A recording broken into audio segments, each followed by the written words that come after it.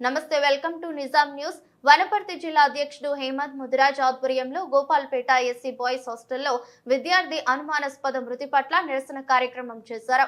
వనపర్తి జిల్లా గోపాల్పేట మండల కేంద్రంలోని ఎస్సీ బాయ్స్ హాస్టల్లో ఉంటూ 8వ తరగతి చదివే భరత్ అనే విద్యార్థి ఉదయం హాస్టల్లో ఫిట్స్ రావడంతో తోటి విద్యార్థులు వనపర్తి హాస్పిటల్ కు తరలించగా భరత్ అప్పటికే మృతి చెందాడని డాక్టర్లు తెలిపారు. దీంతో సంబంధిత కుటుంబాలకు అండగా బీఆర్ఎస్పీ రోడ్డుపై నిరసన చేస్తూ విద్యార్థి కుటుంబానికి ఎక్స్గ్రేషియా ప్రకటించాలని ప్రభుత్వాన్ని డిమాండ్ చేశారు. అలాగే విద్యార్థి మృతికి కారణమైన నిర్లక్ష్యపు వార్డెన్ను సస్పెండ్ చేయాలని ఆర్జీఓని డిమాండ్ చేశారు. మేము ఇప్పటికే దగ్గర వారం 10 రోజులు కూర్చోబాట చేసి ఒక్కొక్క విద్యార్థి బాధలు సాధక బాధకాలు తెలుసుకుని మాత్రం రిపోర్ట్ పెట్టుకున్నాము. నాణ్యతమైన కూరగాయలు పెడతలేరు. చదవకపోతే ఇంట్లోకి వెళ్ళి బాధతో ఉన్న హోమ్ సిక్ తో ఉన్న పిల్లలను దాడులు చేస్తున్నారు, కొట్టిస్తున్నారు. కాబట్టి వీటన్నిటిని దృష్టిలో తీసుకొని ఏదో ఒక లాస్ట్ అండ్ ఫైనల్ ఇదే చావు కావాలి. వనపర్తిలో ఇంకో చావుగానే జరిగితే 110% కలెక్టర్ ఆఫీసులు ముట్టడిస్తాం. 100% అధికారులను ఉద్యోగాలు చేయనీయకుండా మేము అడ్డుపడతాం.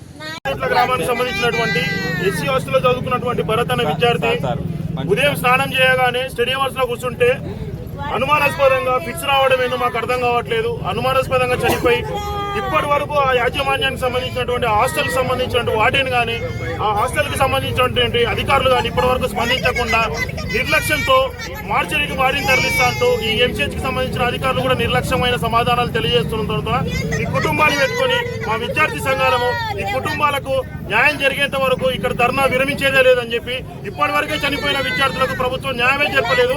రానున్న రోజుల్లో కూడా ఇవి న్యాయం చేస్తారని మాకు నమ్మకం లేదు. అధికారులు జిల్లా అధికారులు వచ్చి వెంటనే ఈ బాధిత కుటుంబానికి న్యాయం తెలిపేంత వరకు ఈ ధర్నాన్ని విరమించేది చెలగాటమా న్యాయం జరగాలి. బాధిత కుటుంబానికి వెంటనే న్యాయం జరగాలి. బాధిత కుటుంబానికి వెంటనే సిగ్గు ప్రభుత్వ నిర్లక్ష్యానికి